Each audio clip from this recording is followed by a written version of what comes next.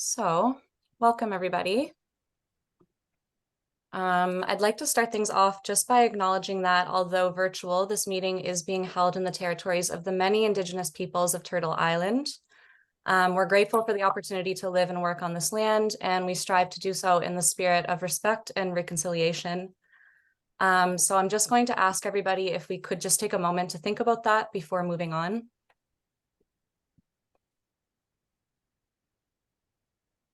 Thank you. We are very excited to welcome Stephen Hazell and Josh Ginsberg as our guest speakers today. So Stephen is a retired lawyer and a consultant with Ecojustice, Greenpeace, and Nature Canada. And Josh is a lawyer and the director of Ottawa University's Ecojustice Law Clinic. So today, Stephen and Josh will be discussing progress in Canada to implement the Kunming-Montreal Global Biodiversity Framework through legislation and a national biodiversity strategy. Before I pass things over, I just wanted to mention that the Canadian Environmental Network is hosting a speed networking hour this Thursday, December 7th from 3:30 to 4:30 Eastern. These events are a great way to expand your green network and discover new opportunities. So I'll put a link in the chat in case anyone here is interested in attending that. And with that, maybe I'll pass it over to you, Leslie, to say a little something about the caucus, and then we can move on. Hey, thank you, Cass, thank you. So just to let you guys know, so the RCN, the Biodiversity Caucus, has been around for probably going on 18 years, 15 to 18 years. We've always had an interest in the international agenda as well as domestic agenda. So our goal is really to try to enable taking the international agenda and applying it within the Canadian context at all the different levels. So we are a small but mighty group who have been doing this for many, many years now, and quite well connected with some of the folk at Environment Canada, particularly on the international side. So I'm inviting you all to, at least if you would like to be a member of the caucus itself, which is this, you get notifications of things like this and meeting notes and just kind of what we're up to. And also if there is anyone who would like to participate directly with the steering committee of the caucus, so that's where we kind of get our directions going and what we're up to. Please feel free to reach out to Cass and we'll find a way to have those conversations as well. So as you probably are aware, we're in the first full year of the Kunming-Montreal Global Biodiversity Framework. So it took about 3 years to get through. This was supposed to have been done in 2020, but because of COVID, it got delayed. So we have a very short window to try to enable what the KM-GBF has asked us to do. And in doing that, it's also to enable everything across our broad country, from the coast to coast to coast, and from internet or from national right down to someone in their backyard. So there's also a lot of work going on at the subnational level. And so in Ontario, for example, we have a biodiversity council that has its own goals and targets that reflect the KM-GBF. And we also have several acts across the country. So I'm going to stop it there. I could talk about this for days if some of you in the room know me, but I want to thank everyone very, very much for participating today. And I think I'm just going to turn it over. Oh, we're having a second, our next meeting will be in the middle on the 24th of January. And we're hoping to have have a good conversation about what we would like to see in the KMGB, in the Canadian National Biodiversity Strategy and Action Plan.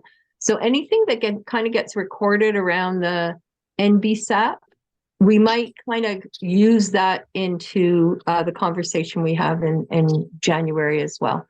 But with that, I'm going to thank Josh and Stephen very, very, very, very much for doing this for us today. And without further ado, off we go to Mr. Hazell and Mr. Ginsberg, who are much more better at doing this than I would be. Thank you so much, Leslie. I guess I'll start off and then I'll talk for a little bit, and then Josh will talk for a little bit, and then I'll wind up. So we want to talk about implementing the global biodiversity framework in Canada. And this has been a focus for us for some years now, like even preceding the finalization of the GBF, because, well, Canada, other countries too, but Canada really doesn't do very well in terms of actually implementing its international environmental commitments. And so what we're on about is really how do we do it differently this time? So that's a bit of a background to where we're coming from. And to be upfront, I mean, Josh and I are here in large part because we think legislation is necessary to make that change, to actually get the federal government and the provincial governments to actually begin to deliver on the goals and targets of the GBF. So by way of overview, next slide, please. So very briefly, a little bit on how Canada has been doing since 1992 and the Convention on Biological Diversity. Next, a little bit on what's in the GBF itself. And I'll talk a bit about the progress since, over the past year. It's been just about a year since the Montreal negotiation started on December 7th last year. Josh will outline the elements of of what we call the Nature and Biodiversity Act, and then the final bit I'll talk about what the caucus might consider doing in order to advance the implementation of the GBF. So next slide, please. So Canada sucks. I mean, we're not alone, but we really do suck. There's any number of reports recently that show how badly we're doing globally and in Canada with respect to conserving biodiversity. There's that International Science Panel report. Don't ask me to give you the full name of the darn thing. They could have shortened it up, but they didn't. So anyway, 1 million species facing extinction globally from a few years ago, over 1,200 species at risk under the Federal Species at Risk Act, and of course that's increasing. We've got ecosystems that are endangered. I mean, prairie grasslands, Carolinian forests, Acadian forests, Gary oak forests. There's all sorts of ecosystems in this country that are endangered. And in many cases, we've got governments that are actively exterminating those ecosystems. I mean, the government of Saskatchewan with respect to prairies in particular. The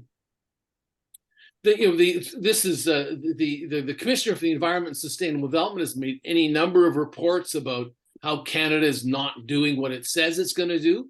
And one fairly recent statement from 2018 is there in the slide. Canada failed to provide national leadership or effectively coordinate actions required to meet the HE targets, which were set in 2010. Canada didn't even get around to providing a strategy to meet those targets until 2015. And of course, by 2020, we hadn't met any of the targets other than arguably the marine protected areas target. Have to say, since 2015, we've had, important federal leadership in terms of establishing. Thank you. Almost. Gosh. Are we okay, or are we just getting some? Sorry, Martin. Could I get you to mute yourself? We need a muter. So there has been progress by the current government on protected areas, on advancing Indigenous-led conservation. There's been significant budget commitments in 2018 and 2020, and then the federal government did a hell of a job at COP15, and I'll talk about that a little bit. But because normally we're trashing governments and their failure to do stuff, that was a significant accomplishment. The other thing I want to emphasize is that as much as the federal record has been mixed on biodiversity, the provinces have just been in general, really, really bad. I mean, there's a few exceptions, of course, BC maybe, Quebec maybe, but generally speaking, it's not a pretty picture, and that's something that as a community I think we really need to focus on, not pile on constantly on the federal government, but focus on our provincial governments as well. So there ought to be a law. Next slide, please. So as Cass has mentioned, others too, we had this conference in Montreal last December, and it was challenging because China was technically the president of the COP, which means they chaired all the big meetings, and Canada served as geographic host, which super awkward place to be. But we did very well working with the Chinese and with other governments. And so we got an agreement signed on December 19th last year by 188 countries that are parties to the CBD. Under that, in the CBD, there's 4 binding goals and 23 targets. I'll touch on them briefly just to kind of refresh our memories as to what Canada should be aiming for domestically in terms of meeting the key commitments. An important thing to keep in note as well is that the GBF requires that every country submit a National Biodiversity Strategy and Action Plan, or NBSAP as they're called, every second year, and those are required to be submitted prior to the COP, so that when the COP happens, everybody can look at each other's performance over the past 2 years. And that was lots of negotiation in Montreal about when we needed to see those country COPs before, or how far in advance of the COP we needed to see them. Next slide, please. So as I mentioned, there are four overall goals, and the 4 goals are all oriented towards 2050. So there's the first goal A has got 3 separate components to it. Integrity, connectivity, resilience of all ecosystems maintained and enhanced. Human-induced extinction of known threatened species halted. Genetic diversity maintained. So that's goal A. Goal B has to do with sustainable use of biodiversity and sustainable management of biodiversity. The third goal has to do with fair sharing of the monetary, non-monetary benefits. And there's specific references to Indigenous people in that goal with respect to Indigenous knowledge, but also, the benefits deriving from traditional knowledge from Indigenous peoples in particular. And then the fourth overarching goal, adequate means of implementation, not just financial stuff, but capacity building, resources, etc. So those are the 4 broad goals. Next slide. As I mentioned, there's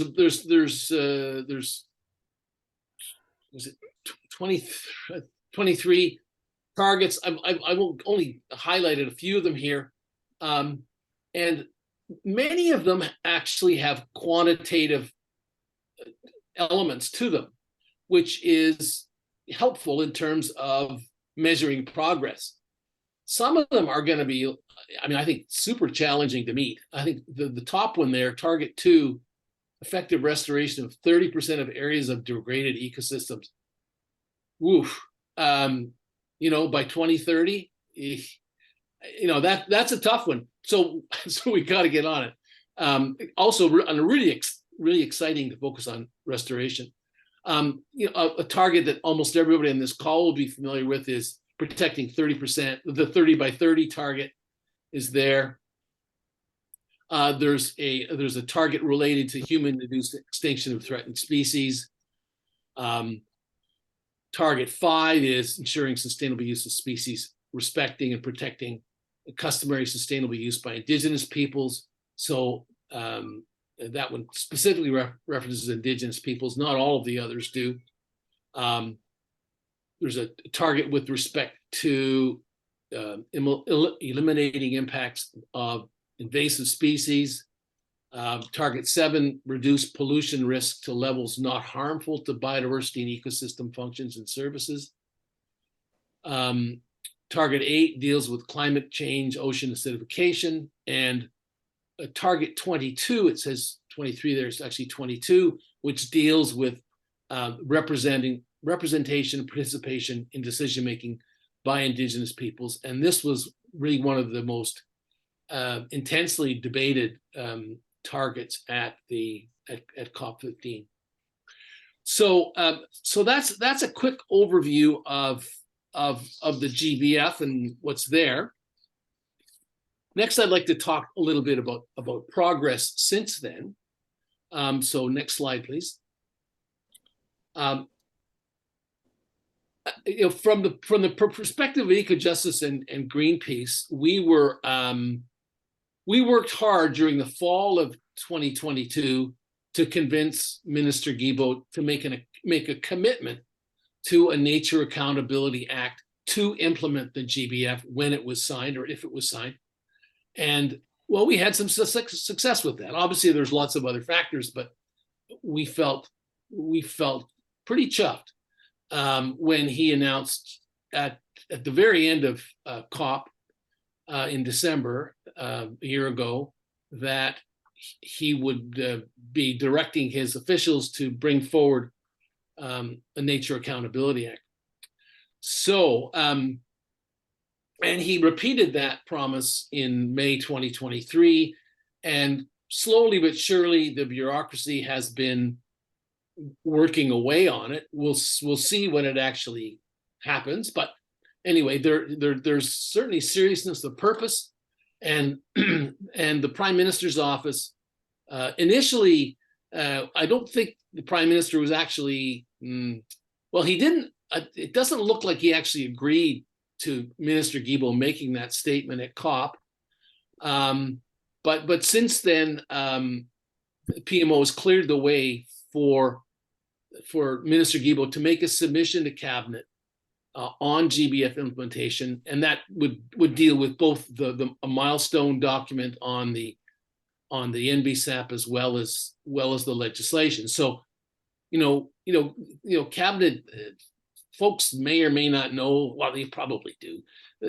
Cabinet discussions are like super secretive. It's ridiculous how secret they are. So we have no idea, what's going on. We know the ministers who are on the Cabinet committee, and we talk to them. We don't talk to the ministers. We talk to their people, and try and read the tea leaves. But it's very difficult to know what's actually going on once the cone of silence falls. And then officials are not really supposed to talk about what's going to Cabinet or what's in it. So, in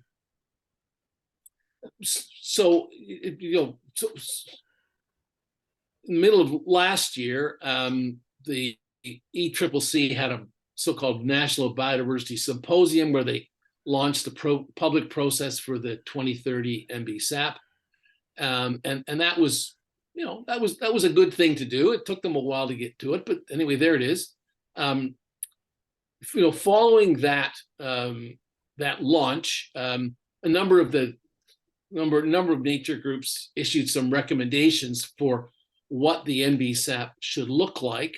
I don't think I'll get into details about what the groups recommended, but we can perhaps talk about that in the questions. I mean, the key one was that Indigenous-led conservation should be at the center of what the NBSAP addresses.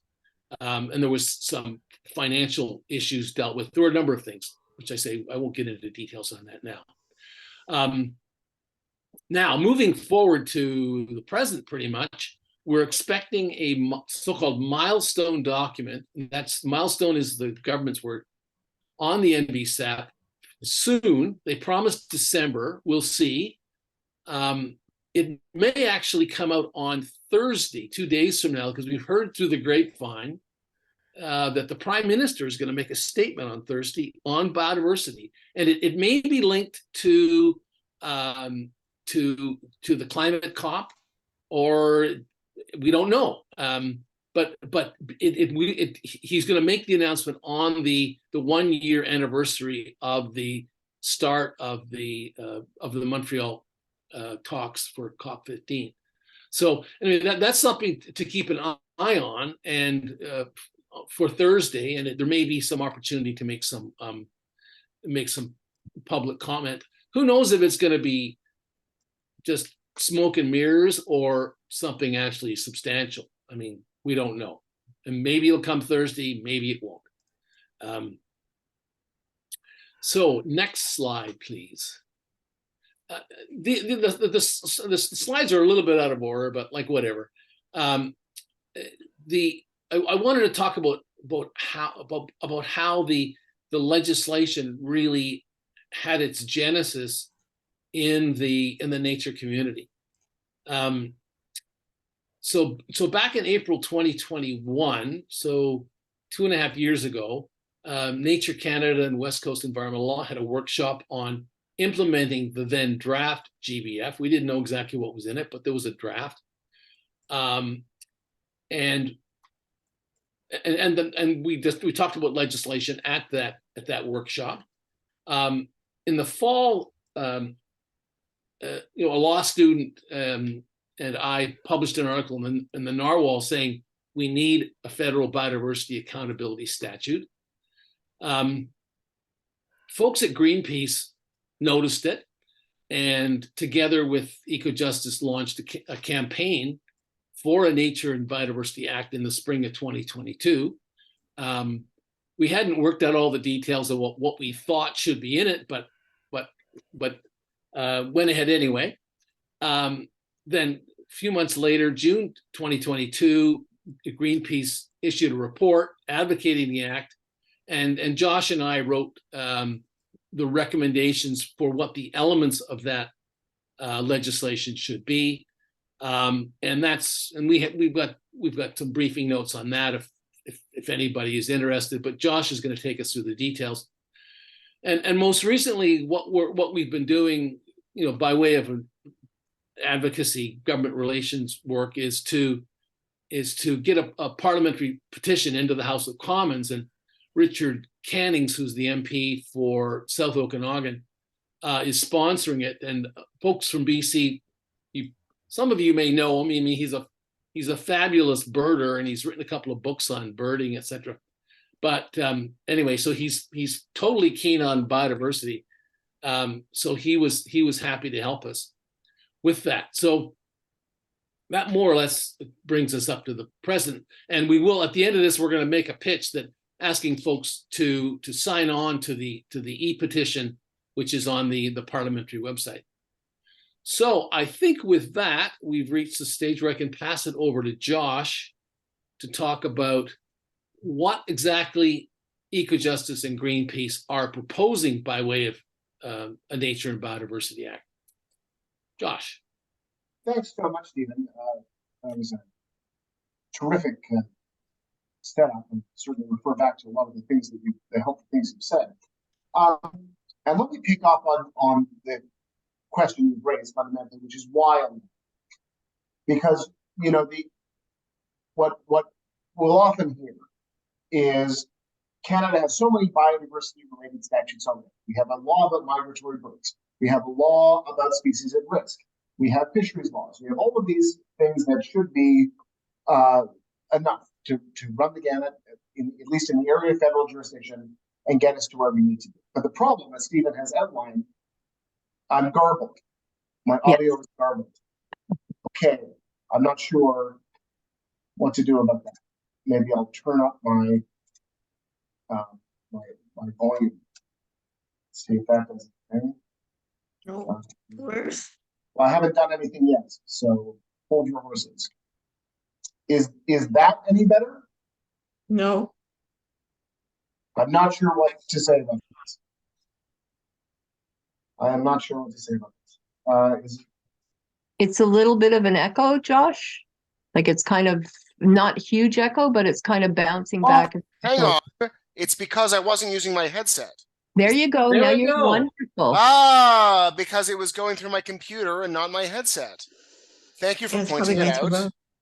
both. And so now I'm not echoing. Yeah, you're all clear as right. a bell. Thank you. All right. So what was I saying? So we have this plethora of laws.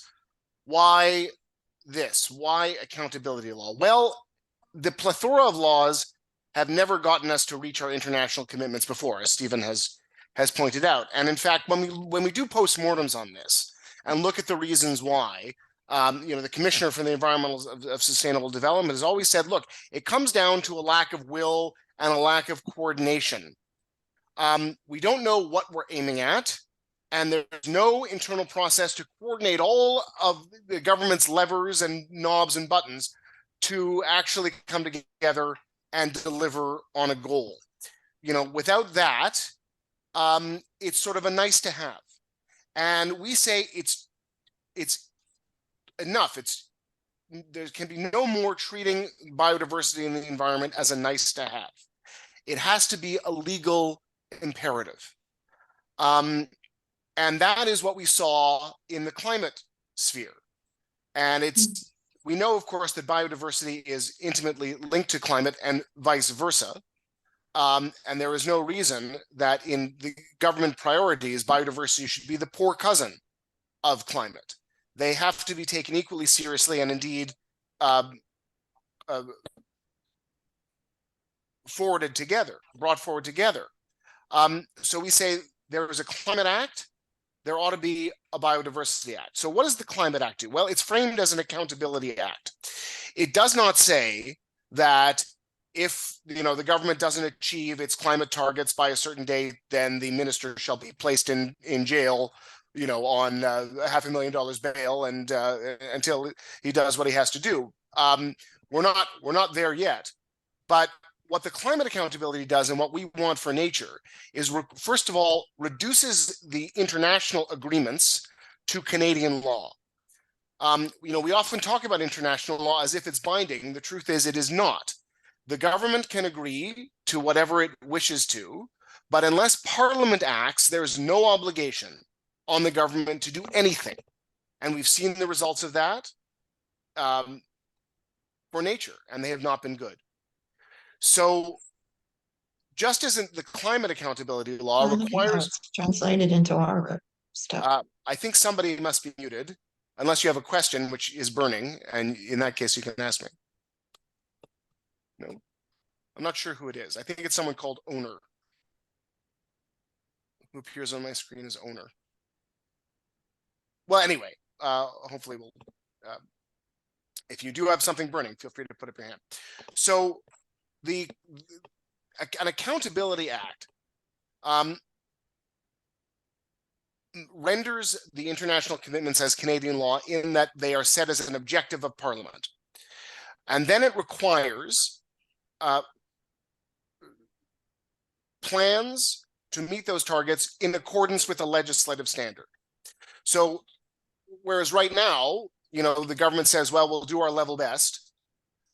This act would actually set out legal requirements for actions to achieve the goals that are now Canadian law. And in doing that, we recognize that, some of the goals in the GBF that Stephen has pointed out lend themselves more easily to being quantified in a statute. Things like the 30 by 30 goal, the goal of having certain areas important for biodiversity, well connected. And so we can quantify that. And the statute our proposal is that the statute do just that. What is the goal for connectivity? What does connectivity mean? Which areas shall be prioritized for 30 by 30? And what are the steps to get there? And the government would have to report to the legislative standard and then update Parliament. And then if they're off track, explain why not. That's the core of what we mean by accountability. But there are other targets as well, such as mainstreaming. The idea that biodiversity has to be a factor in everything every decision the government makes, because governments act in myriad ways which harm biodiversity without accountability. So that's a less tangible goal, but it's something that we think the law should address and must address anyway. And we do that by saying, we call it the biodiversity shield provision, which is that in any decision, and we would list the statutes where biodiversity is at issue, then those decisions must take into account and must not hinder the government's ability to achieve its biodiversity goals. So that would bring some coherence to this mishmash of statutes, you know, the Impact Assessment Act, SARA, all of these statutes that are important for biodiversity, but that aren't held to a particular standard yet when it comes to what is the final result. And that final result is another key element of this. We know in the climate context, what's the final result? You could probably all now recite it in a chorus: net zero by 2050. In the biodiversity context, it's not that simple because, again, as Stephen has illustrated for you in his presentation, there are a variety of factors and a variety of indicators that will tell us that we've gotten to where we need to be by 2050. So setting those out with clarity and providing the path to get there is something that the statute can do, and that will align the efforts of the federal government when it makes the decisions with which the statute says are relevant. The other thing, equally important thing that we say this statute ought to do, is to center and promote Indigenous jurisdiction and Indigenous efforts to conserve and protect biodiversity in ways that are in accordance with their own laws and traditions. And so you may know that the National Parks Act says that ecological integrity shall be the first priority of the minister in administering parks and making decisions, which is very laudable and something that's not always honored, but it is an important marker of the purpose of the act. Here we say, you know, in 2023, the central priority of any act related to land has to be the status and Indigenous rights to and of and over that land. And so we say that the act should state that Indigenous rights and jurisdiction shall be the first priority of the minister in seeking ways, or responsible ministers, in seeking ways to fulfill the mandated, the statutorily mandated targets. And of course, there should be provisions for supporting Indigenous nations who are going to be a key part of this effort. Provincial governments are also a key part of the effort, but you know, we've recently seen some jurisprudence in which the Supreme Court has said that the federal government must tread very carefully when exercising environmental jurisdiction in ways that touch on provincial areas of jurisdiction. And this proposal is sensitive to that. It doesn't require the provinces to do anything, but it does say that in the accounting, provincial contributions are to be accounted for and are a part of, must be a part of the final strategy, and that provincial efforts are going to this effort are going to matter when the federal government exercises its other jurisdiction that it has. For instance, whether it's going to issue Species at Risk Act permits or make orders under that act. Provinces' contribution to this effort are going to matter, but also there will be incentives for provinces to contribute. So there's a bit of a carrot and a stick approach when it comes to provinces under this act, without trenching on their jurisdiction in a way that could make the act invalid. So it's a fine line, but we think the act can walk it. And, you know, Stephen referred to the NBSAPs. These are the comprehensive strategies and action plans that we are required to file with the Secretariat of the CBD. the plans under the act will dovetail and coordinate with those strategies. They won't necessarily be in addition to them, because we don't want to duplicate effort here just for the sake of creating bureaucracy. But we are going to say, as Canadians, here's what we expect the NBSAPs to contain. Here are the minimum standards for a good NBSAP and the things it ought to address. In addition to the requirements from the International Forum, because there are circumstances in Canada that we have to take into account when we consider things like fragmentation of ecosystems. What does that mean here? Are they, when we're implementing solutions, are they regionally representative? Do they fairly incorporate each bioregion of Canada? Well, that is going to be a requirement of this act and will translate to our own NBSAPs.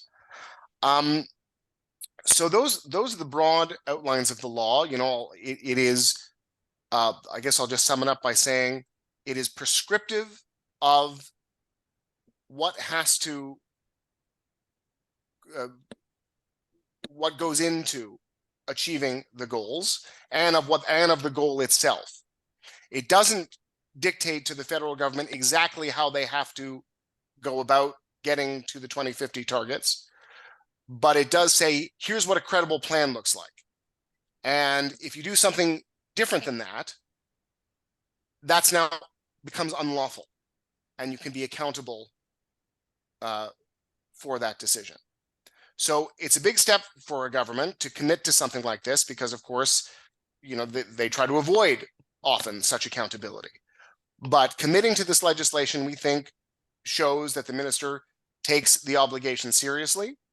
And of course, we are looking for a draft of the legislation that seriously commits Canada to ambitious action towards achieving the 2020 goals and holds it to those commitments.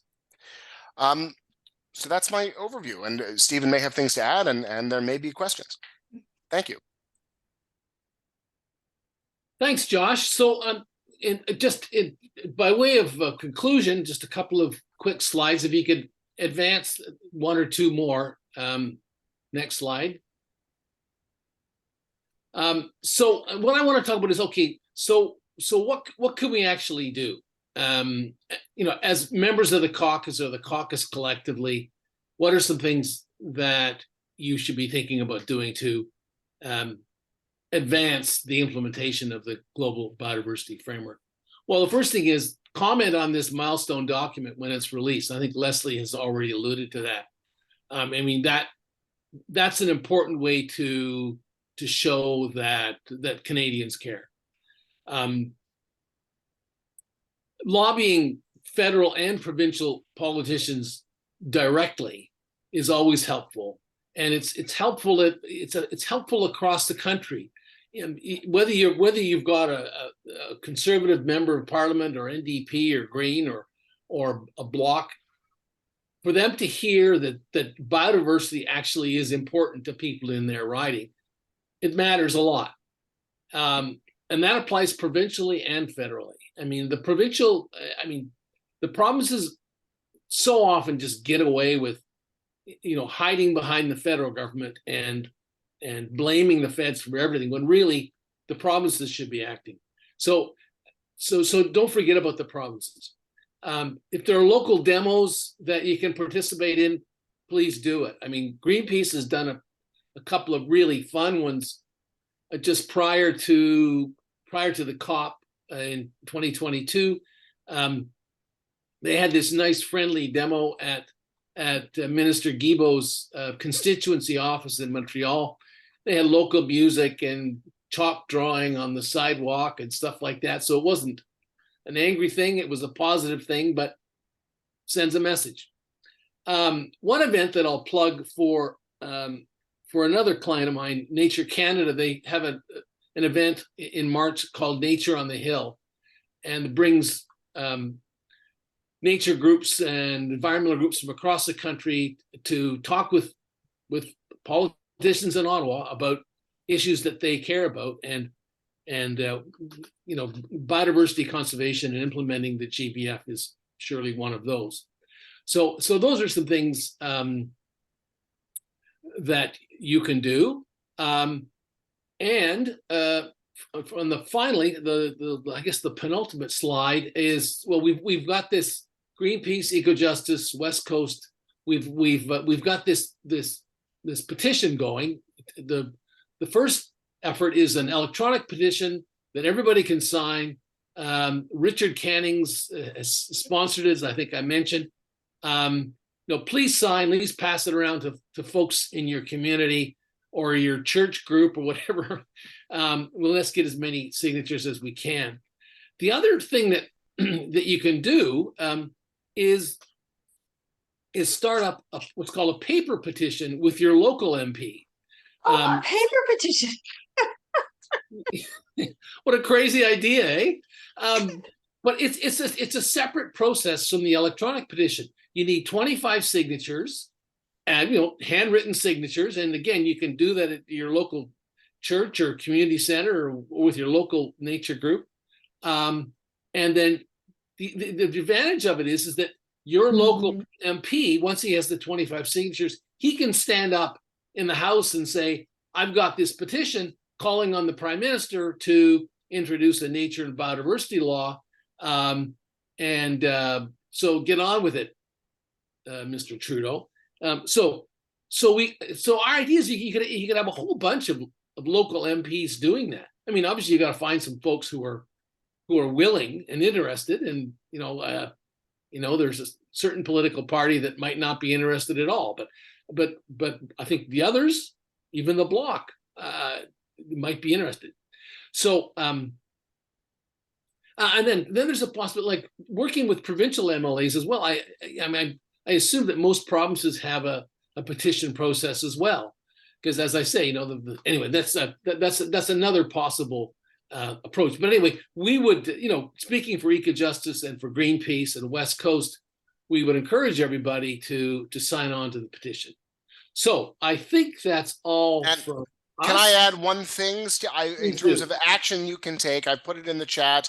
We do have an action item on our website, which is a direct connection or a direct message to the Prime Minister demanding a strong nature law to implement our international commitments and accountability for them. So it's just a quick click. There is a draft text for you that you can use, and you of course can modify it to add your own perspective. And if you can join those voices who are calling on the Prime Minister to back this law that his environment minister has proposed, that would be very helpful. I noticed there's a question from Leslie. Does my MP have to present it? For a paper petition, the process is that you have to, in order for your petition to qualify, it has to be sponsored by a member of Parliament, and then so that MP would, in essence, take responsibility for it. And then, but if they do that, then it's very likely that they would want to present it in Parliament. Yes, but you could. I mean, that's the process. So you really have to be able to work with your local MP, or it could be another MP from your region, for example. It doesn't necessarily have to be the MP from your constituency.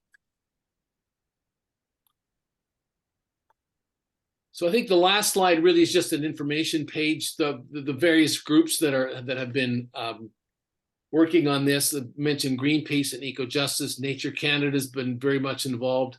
And also I want to mention the Canadian Parks and Wilderness Society, which has kind of coordinated the effort of a lot of groups participating in the GBF, both the development of it and also since last December, the implementation.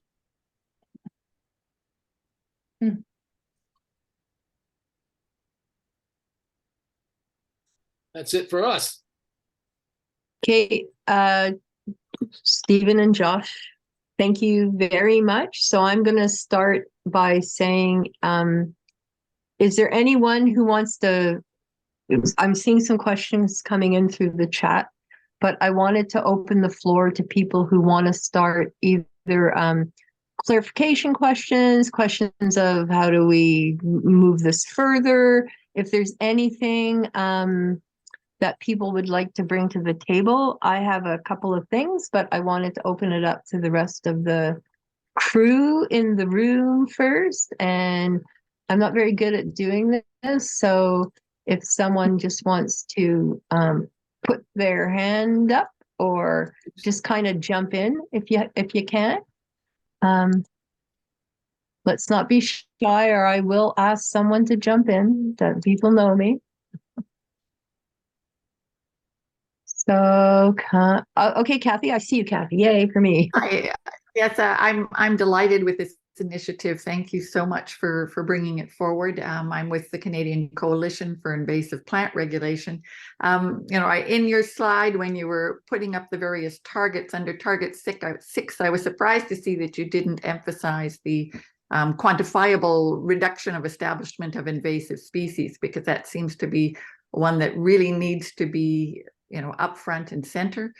And, in that regard, closing the primary pathways for invasive species introductions needs to be sort of part of the requirements that we're placing on the government in order to protect biodiversity. So I just wondered if you could comment on that, either Josh or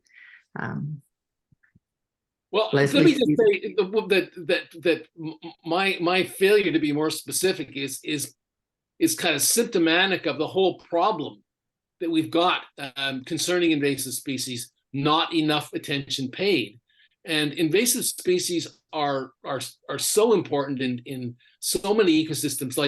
And it's a way that we oftentimes that we get rural folks really involved, like ranchers in prairie ecosystems. The invasives are really bad, and they're less nutritious for cattle, and it's something that needs more emphasis. So and it tends to get forgotten. We tend to focus on species at risk and protected areas, and invasives get forgotten. Anyway, good point. And we do have a quantitative target to go for. So that's a good thing. Yeah, no, I think it is a good thing. I think it's something we can emphasize. Certainly, that's what our group is really focused on, invasive species and biosecurity in general, which has to be part of the sort of the bigger picture. So, and Kathy, there is some very specific language around goals and targets, and there has been ongoing. Yes. So it's one of the portfolios within the CBD that by default Canada does participate in it.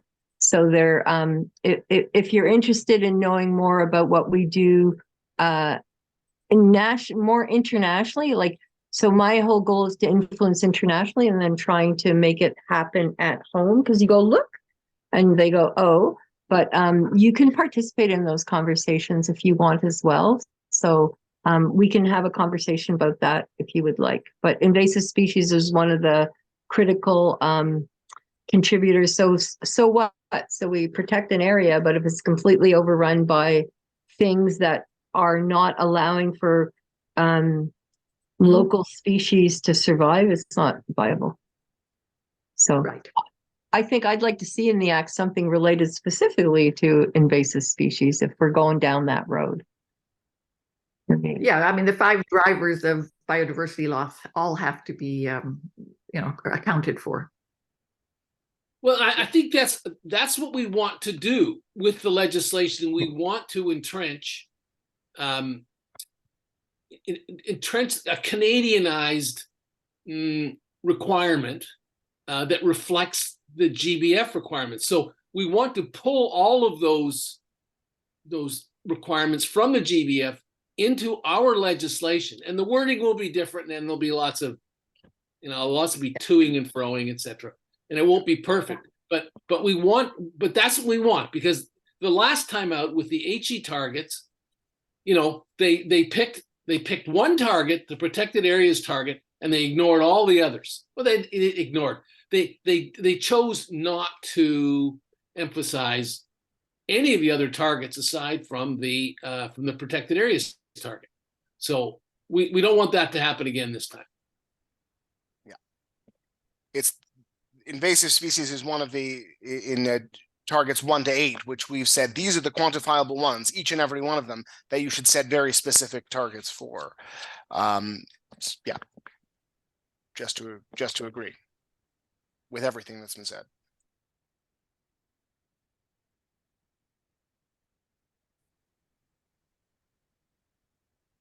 I would also say that, all of the talk on the valuation of nature in terms of how, and just as you said in your discussion earlier, is that that really needs to be front and center in everything that Canada does, so that, when we enact anything, that nature has to be given intrinsic value, and otherwise our decisions really tend to move farther and farther away from protecting biodiversity.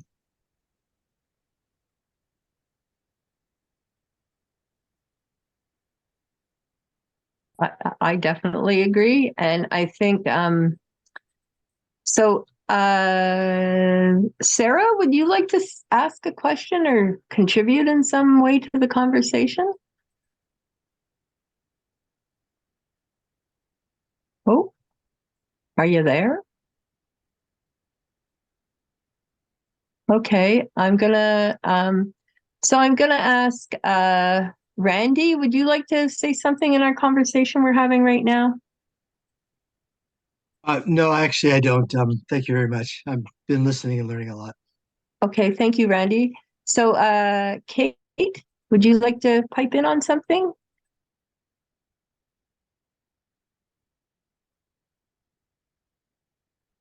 Oh, come on, Kate. We do have a question in the chat. Oh, thank you. So it's from Carolyn. She says her question is about valid global statistics. So can these imbalances be addressed in any way in any of your upcoming recommendations? Sorry.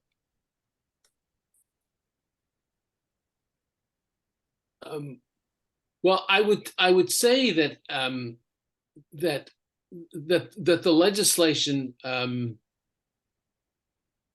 the legislation will demand standardized responses from contributors, so that you will get, well, we should get better data coming in, more consistent data coming in, that is oriented towards the quantitative target.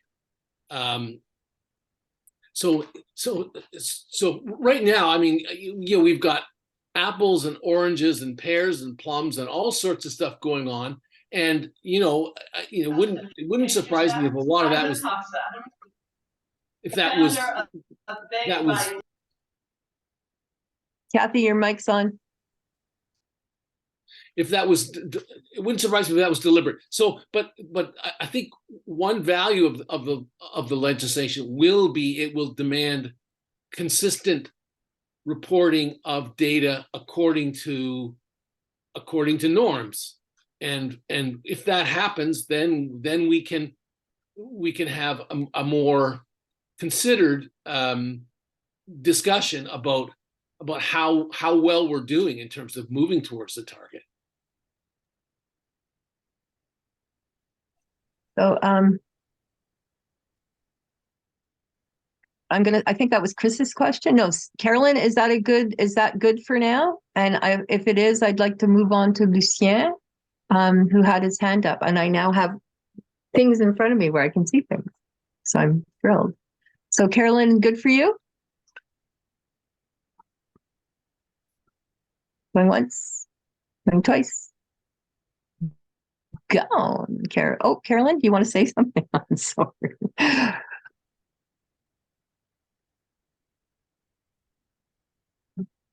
Okay, so we are going to move on to Lucien, who I believe had his hand up before. Yep, can you hear me? Yes. Yes. Okay, I'm in the heartland, mid-Alberta. We're in the very middle of the Beaver Hills biosphere.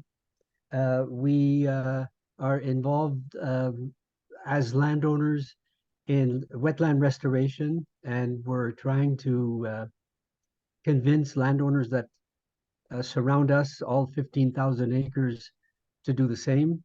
right now we are kind of headed towards trying to convince our provincial government, well, to start paying attention to biodiversity targets and implementation. We are involved in with the University of Alberta students in putting together a website appeal to join kind of a petition to kind of push the envelope at the provincial level. Can you tell me this federal legislation, what's the fit? What's the fit for provincial governments and and provinces generally? How do we connect the dots with, how do we get in Alberta connect the dots with that piece of legislation? I can start, Stephen, and then Yeah. pass it over. Sure. So, you know, we know that provinces all say that they are on board with the idea of recovering nature. You know, and this shouldn't be a controversial goal in Canada. Of course, you know, the Premier of Alberta is now at COP trying to send her message. So it's not as if, you know, the international sphere is sealed off from the provinces. And I do believe there's a lot of goodwill in the provinces to want to contribute to this effort. We're in a situation now where there's been some unfortunate jurisdictional pushing and shoving. But this legislation is really about showing the provinces that the federal government has a serious plan for achieving our mutual goals and explaining, look, here's how the provinces can contribute to a national effort, because the provincial jurisdiction is important, don't get me wrong, but no one province is going to be able to bring us to where we all agree we need to be. So if the provinces want to contribute, this is a roadmap for how to contribute, and it explains what the federal incentives will be and what may happen in terms of federal decision making within their jurisdiction if the provinces are not contributing. So it shows that Canada is serious. It shows the provinces, here's how we want to play. I mean, I would hope that the introduction of this legislation would be followed up by a federal provincial meeting of the kind that produced the Species at Risk Act, when it was agreed that, of course, if we're going to solve the endangered species problem, it can't just be province by province. We do need some national quarterbacking here, even with provinces working in their own jurisdiction. So that's the thinking behind it. I add one point, and that is that the feds have there's a great big pot of money, forgotten how many billions are in it, and this money is for nature agreements with the provinces. So and so this will be money, federal money, to support biodiversity conservation work in each of the provinces and territories. Now, the feds have signed an agreement with Yukon, and they are negotiating on a fairly, they're making good progress negotiating with BC. And so each of those agreements will mean hundreds of millions of dollars for the bigger provinces to do biodiversity conservation work. So that's another, I mean, so there's money on the table for Alberta.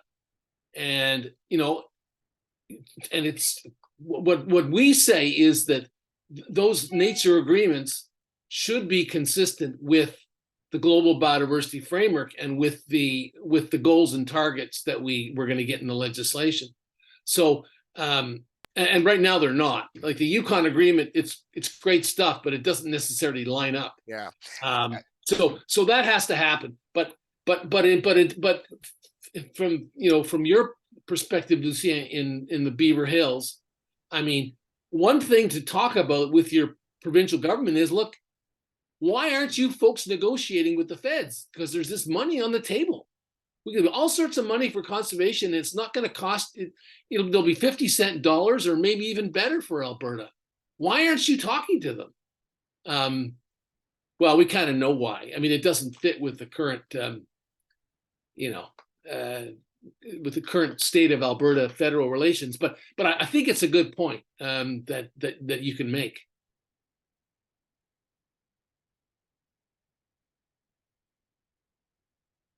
Open my mouth again. Woo, I'm speaking.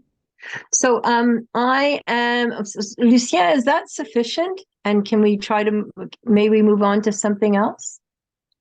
Thank you very much. So, Rosalind, I'm going to ask you so Rosalind is on our caucus, and I'm asking Roz if she wants to throw some ideas at it. So Roz is a prof out in BC. So, Hi.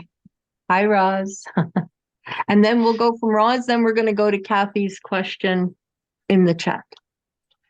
Well, I just really want to thank our presenters for a lot of detailed information and actionable, stuff.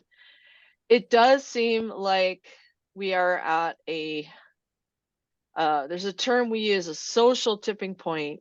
So we're very close to a biodiversity tipping point where we could really be entering a sixth grade extinction, if not worse.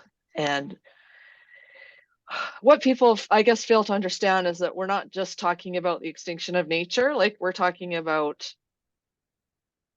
the effects on human societies and human civilizations as well, in addition to, not only, but in addition to. I think there's some great arguments out there that we can mobilize. I love the one about the federal government. Why don't you get the money? Why not get the money? I mean, money always comes with strings attached. Provinces don't like that, but they don't have very big tax base, right? So, and they control a lot of nature, a lot. So, as an observer of Canadian environmental politics for a few years, this is a real turning point. I think it's a real tipping point. Canadians do care about these issues. So there was a headline recently that said, "Oh no, Canadians are only interested in, economic issues." I've heard that my whole life, and it's just really not true. That Canadians do recognize our dependence on nature, and they do recognize that we need to act now. And if we don't start being proactive and not just saying, well, this will protect this area, and not thinking about how it connects to other areas and how these are ecosystems and not just individual species we're concerned about, then I think Canadians appreciate the stakes here. They do. And we got to talk to the larger public and the larger audience about the need for action on this, and that we can do it. And I think when it comes from the international, some people have suspicion of the international, and I understand that. They say, well, why should we be accountable? But blah, blah, blah. Well, Canada controls a huge amount of the planet. And we do have a responsibility to the planetary community. We've been telling Brazil for years not to cut down the Amazon. Well, maybe we should look at ourselves. So, I'm going to rant a little bit, but thanks, Leslie, for giving me a soapbox.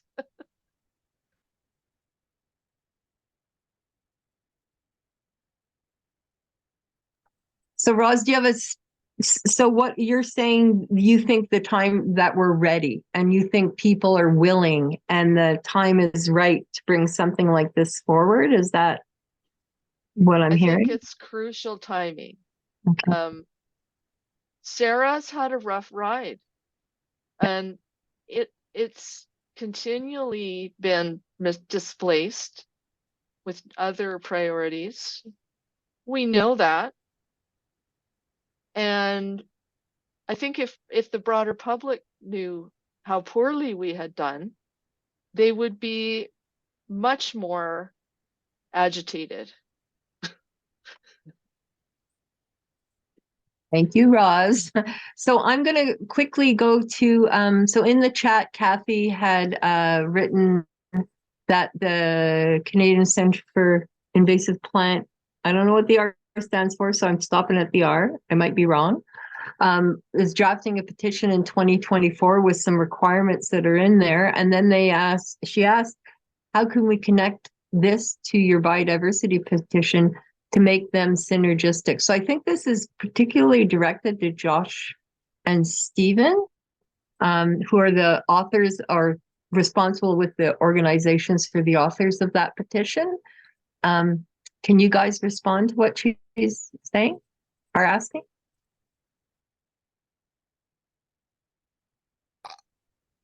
I think it's great you're taking that action. Sorry, Stephen. Go ahead. I would just say, you know, if you feel so moved as to include a call for legislation of the kind we're describing there, I mean, that would be fantastic. It's the big challenge here is getting this on as many radars as possible for the national conversation, but also within cabinet. People are going to want to know, who maybe don't engage in these issues all the time, you know, what's the demand for this? Not what nature demands, but, you know, what the polity demands. And so the more they hear it and the more forms from more people, the better. And I would add that that we can, if we could get this Nature and Biodiversity Act with broad regulatory authority, then there's some opportunities to move ahead with a whole bunch of issues. Yeah. So I mean, I think so. By all means, bring forward your petition. Like, you know, the more we see of this stuff in the House, the better, because, you know, MPs who don't focus on biodiversity issues will start hearing it more and more, and then that will get them worried. And anyway, so I think that's the angle. And I would, in your petition, I would, and maybe we could have a chat about this, but link it to the call for the Nature and Biodiversity Act, because, you know, there's maybe some things that we could tweak that would advance your petition as well. Well, that's it. I'd like to see. I'd like to see the language similar, because my fear is that, you know, with many of us sort of picking off little pieces of sort of the greater picture, that it wouldn't be as powerful as, you know, I mean, we've written quite a lengthy paper on reducing the impacts on biodiversity, and looked at, you know, the Australia biosecurity solutions and various, you know, global alternatives, and wondering what it would look like, you know, when you're asking for a biodiversity act or a biosecurity act. I mean, it's sometimes that language is important in terms of what it includes and how it encompasses. So I want to make sure that what we're doing supports sort of a cohesive view, so that we don't continue to have these kind of piecemeal fixes. Because that's what I'm hearing from you, that's sort of, you know, they're targeting one little piece of the picture, but not understanding it holistically. And I think, Rosalind, you echoed this as well. I think we're at a tipping point, because I'm hearing more and more of this buzz, at least in our social networks. So it's trying to envision what and again, I call it a Biosecurity Act simply because globally that's what some of these have been done, but a Biodiversity Act would work. And I want to just use that kind of language in our petition.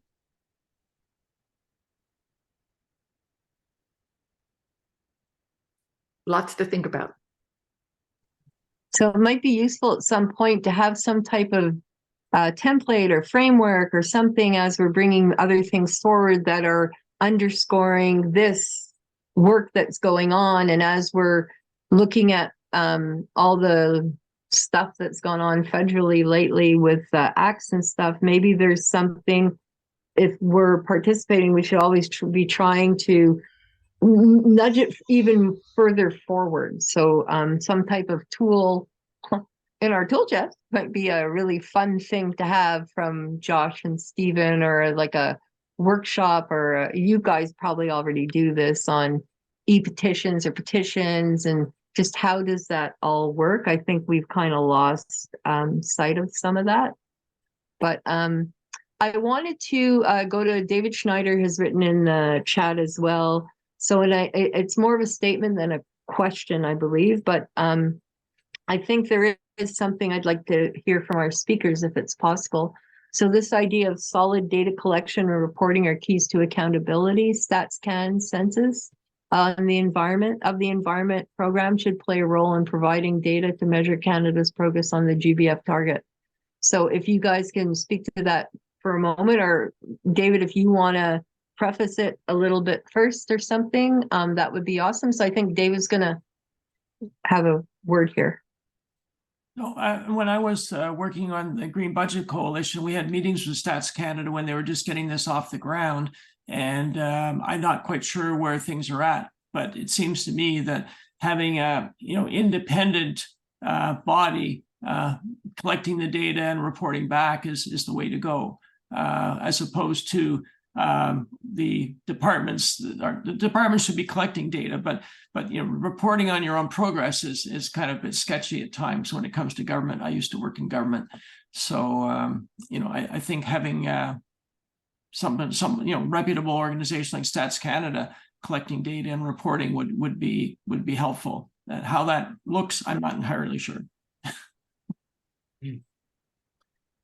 Yeah, that's a very good point. There's certainly there are provisions in other statutes, and we'd recommend them here, that organizations or parts of the government with relevant information be identified and deputized to provide, required rather, to provide relevant information at key junctures, so that all of those inputs are there. Part of the accountability is also would be an independent panel to both provide input into the process and analyze output. This is tricky because we want to build in that measure of independence that you are suggesting, David, without creating so much additional bureaucracy that it becomes untenable. So we're hoping that the combination of an independent expert panel, which is empowered to analyze output and provide input, the requirement of all relevant departments to provide input, and also the role of the commissioner of the environment to comment on the plans and progress and point out any faults, will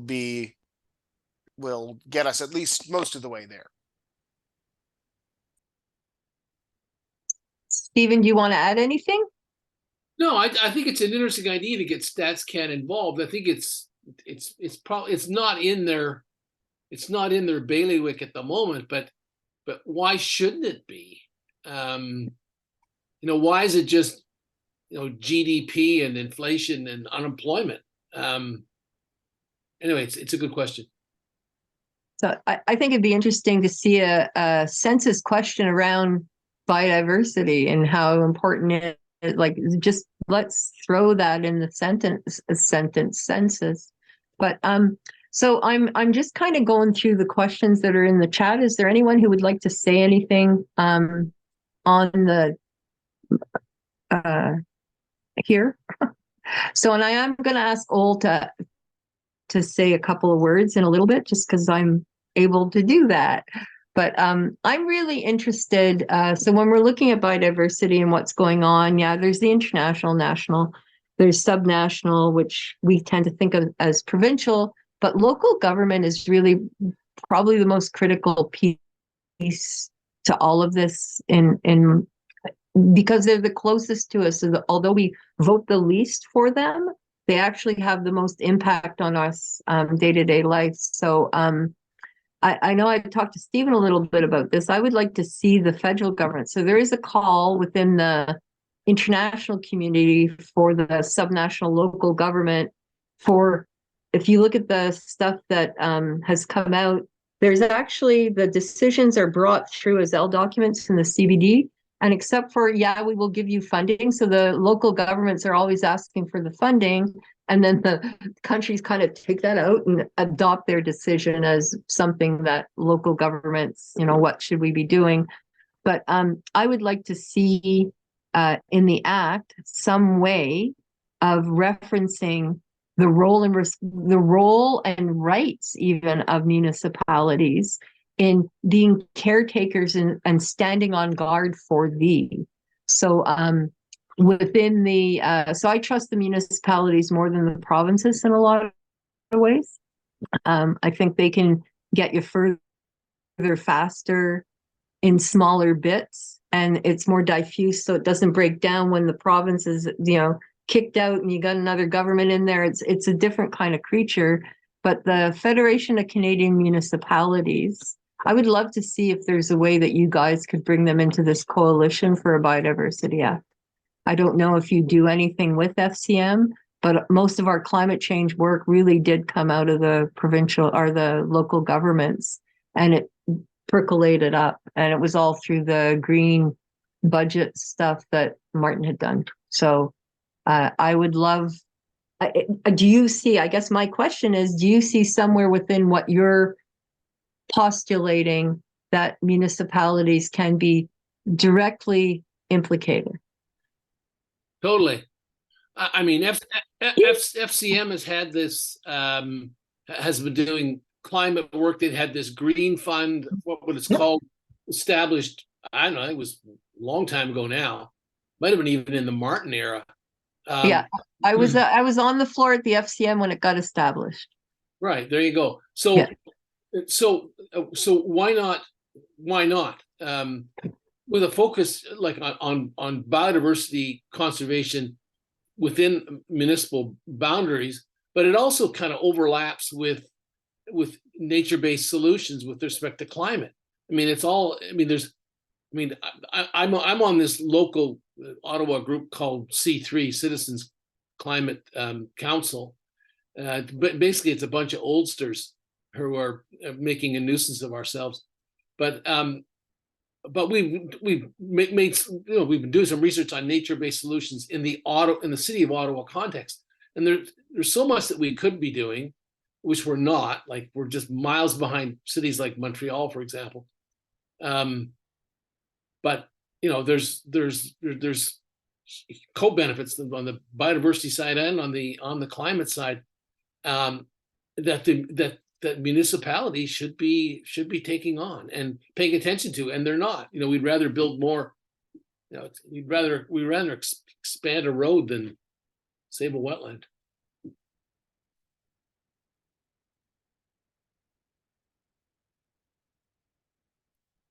Josh, do you want to add anything? Oh, not on that point. I think Stephen has us well covered there. Thank you. Okay, thank you.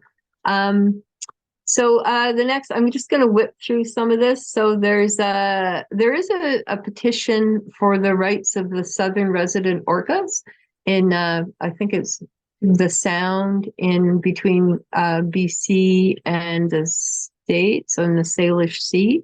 That's there that I would encourage everyone to have a look at. And I would love to see, this begs the question of how do we include natural law and rights of Mother Earth, rights of nature within the act. I don't know if they're ready for it, but we need to get there, in my opinion. So, and then is owner Sheila? Who is owner on this call? I'm not going to know, am I? So owner has written an email to Carolyn Bennett, who's her MP. So being not political, I don't know where that person is. Toronto. Oh, hi. Who is owner? Who are we talking to? Susan Aaron. I don't know why I came up as owner. Yeah, well, you're the owner, man. Thank you, Susan. No, yeah, I did. Carolyn Bennett did a lot of work on a petition that got rid of plastic water bottles. So maybe that's not that relevant, but it did work. And she has a very good ear to the ground when it comes to recognizing people working in nature in her area. So I don't know, but she's not known. And she also did the Indigenous women, the work on that nationally. So she's going to be at least experienced and aware, if not involved. But one other thing I'm very concerned about is the impact, as was said clearly, and maybe it doesn't need to be resaid, of provinces on municipalities. Because no matter that we have a conservation authority, no matter that we have guidelines to ensure that nature grows throughout the city in our biodiversity strategy, the province came in and said, no, we're going to put a train maintenance station in the middle of your environmentally significant area. And it took a huge amount of citizen work. The the people who are supposed to be gauging what's going to impact an adjacent, I mean, literally you can stand here in an environmentally significant area, and over here is going to be the maintenance station right on the edge of a of the river. So they managed to move it out of the area. But I will say this, which was a real surprise to me. The Great Lakes Water Alliance works in the Great Lakes. And so it's engaged with the city of Toronto. And they have, obviously, well, as far as I know, through the scientists, have good science on what would protect the water.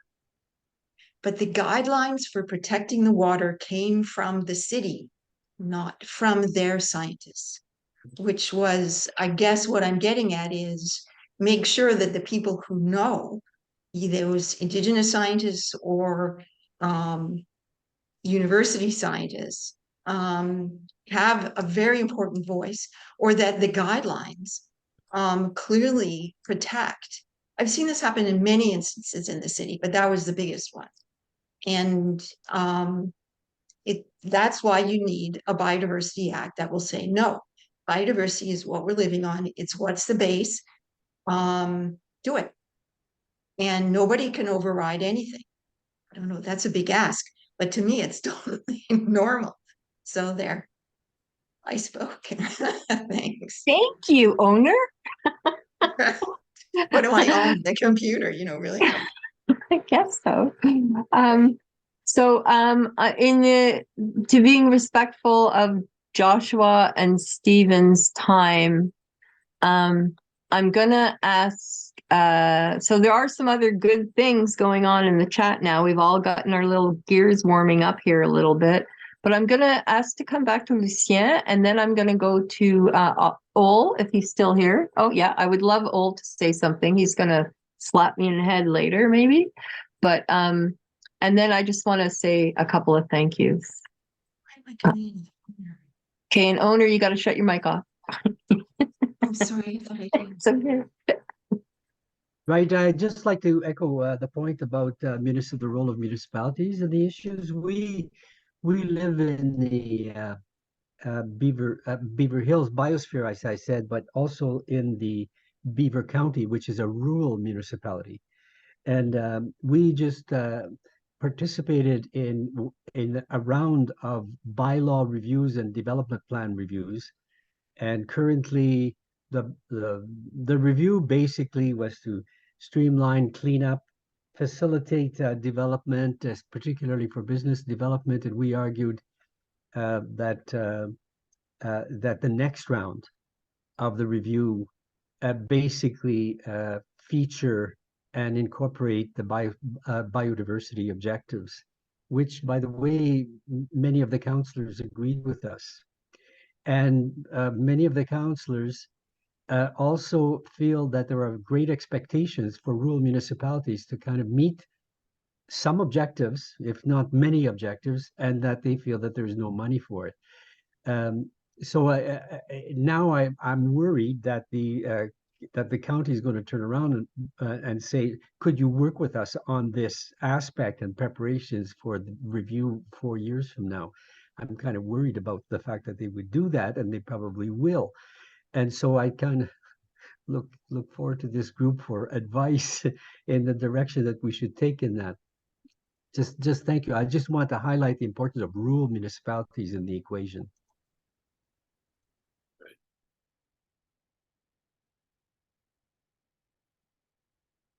Thank you, Lucien. Ol, can you? Oh, this has been a good discussion. I really appreciate Joshua and Stephen's initiative on a sort of Biodiversity Accountability Act. You're very close, Stephen, to getting your 500 signatures to get you're up to 431. So hopefully the people on this call can spread the word about the importance of this initiative and get us over the hump to have a response from the government on what I think is a very good initiative. Thanks. Thanks, all.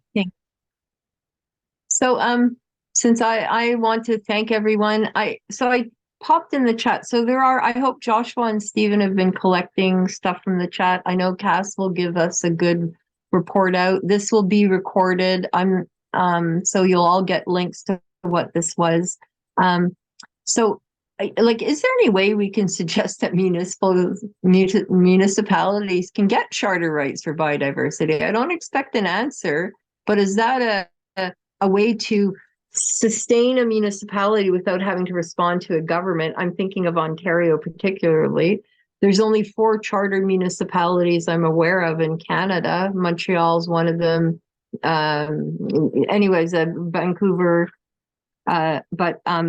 Maybe that's something like if we can give them more rights somehow that they can get on with it. But let's open up the charter. or at least say, well, if you do this, you get charter rights somehow. I don't know, without opening up the charter, which you're the lawyers, you can figure it out. But I want to, like, Joshua and Stephen, do you have any closing comments or anything you want to share with us? I want to just say thank you very much, everyone. So we generally finish all the meetings I'm involved with when I'm hosting or whatever, is we go around the room in one word from people who participated. I'm going to ask you to do that in the chat of what your response was to this meeting as opposed to it being oral. But Joshua or Stephen, can you give us a few closing words and some go get 'em, rah rah kind of stuff? Well, I just say thanks for the opportunity to speak with you today, and look forward to more concerted action to actually get stuff done on biodiversity, because we got a huge potential as a movement to move the yardsticks, and now is the time to do it. We've got an opportunity now. We've got a Minister of Environment who cares very much. And we've got people around him who care. Certainly not everyone in the cabinet cares. I won't name any names, but now is the time. Thank you, Stephen. And Joshua, last words. To thank you so much for your engagement and attention here. Things don't get done unless there is a groundswell of grassroots people who care a lot about the issues, and that's this group. So I'm very grateful for the work that you do. And just to echo Stephen, this is the time where those making the decisions really have to hear from folks who care and who are really committed, because the opportunity is clear, but the path is sometimes a bit murky and could still be blocked, even though there are some great people like the Minister of the Environment there. So they're good people doing good things, and they need our support right now. Okay, Cass, is there any last housekeeping issues, or we're good to go? No, we're good to go. But I'll just echo everybody's thoughts and say thank you, Stephen and Josh, and thank you everybody for your participation today. Thank you so much. And you're invited back Thanks, anytime. Yeah, anytime you guys want to come back and hang, eh? Thank you. Okay. It's a great group. Thank you. Bye.